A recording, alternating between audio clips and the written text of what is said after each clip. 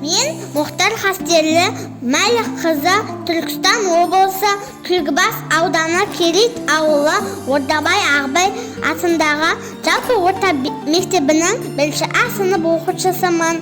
Менің кітапқа деген құштарлығымды ана тілпаны оятты. Бұл кітаптың ішінде көптеген қызықты әңгімелер бар екен. Кітап алтын сандық, іші толған қазына құт, оқы ойна тұт деп дана халқымыз айтқандай, мен бос уақытымда кітап оқуды әдетке айналдырдым. Мектеп және ауыл кітапханасына жиі барамын. Мен сіздерге атақты балалар жазушысы Бердібек Соқпақбаев атамыз туралы айтып берейін.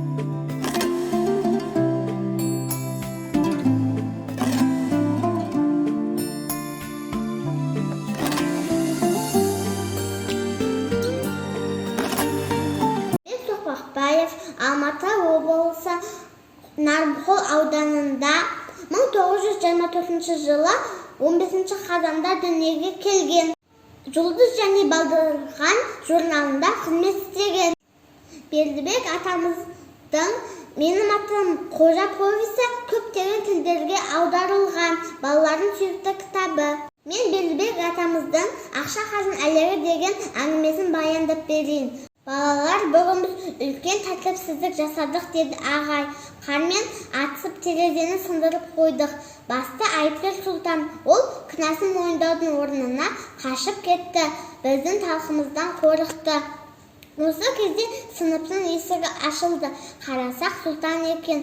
Қолтығында үлкен әйнегі бар. Мен қашып кеткен жоқпын. Үйден әйнекпен алмас әкелдім, деді. Біз Сұлтанға риза болдық. Енді "Менің атым Қожа" повесін оқысам деймін.